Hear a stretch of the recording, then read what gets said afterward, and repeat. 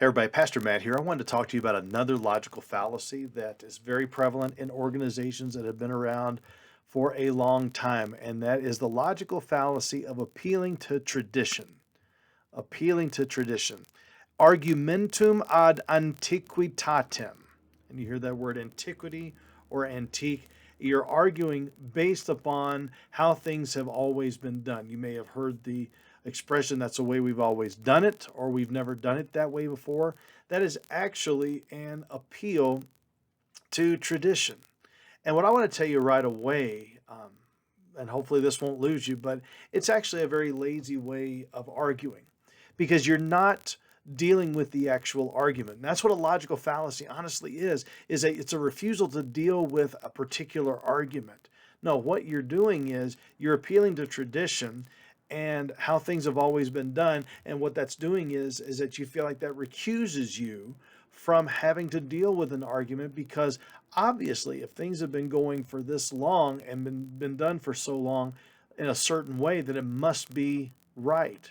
This happens in religion as well. So here's one. I believe in God. Well, then someone would say, why?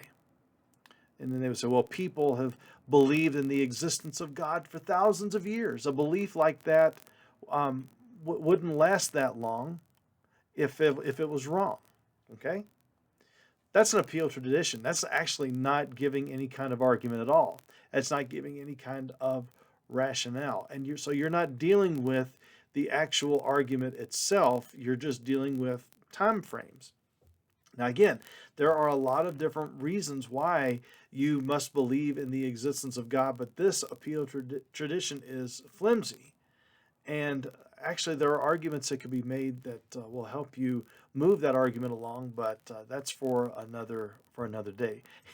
Here's one that I asked a long time ago. Mom, why do we have a service on Sunday nights?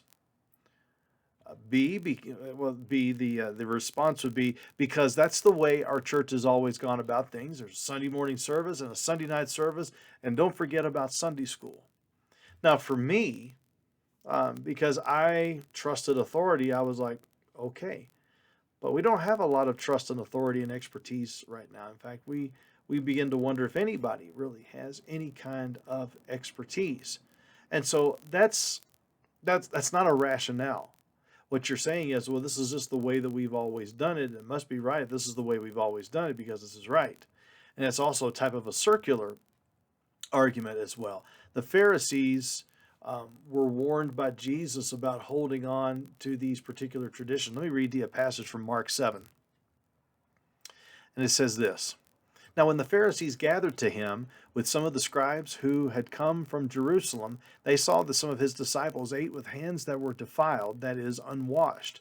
For the Pharisees and all the Jews do not eat unless they wash their hands properly, holding to the tradition of the elders. And when they come from the marketplace, they do not eat unless they wash.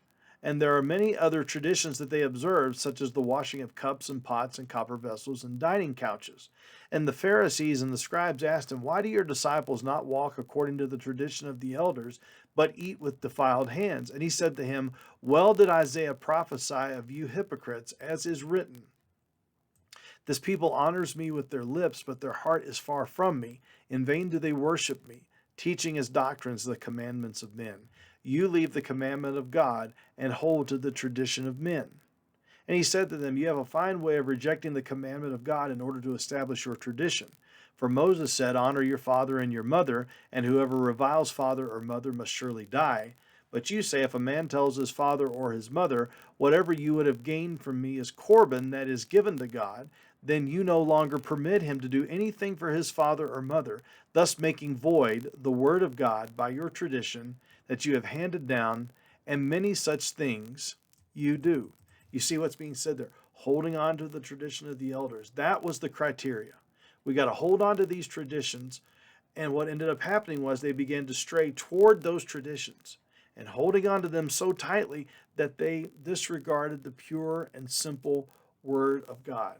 We sometimes do that. We hold our traditions so closely that it's almost like instead of them being preferences or the way that we do them, they're tests of faith as if they've come down from the mountain as God's holy commands. Let's beware of this fallacy because, boy, can that stifle an organization very, very quickly? That's all we've got. Thanks a lot.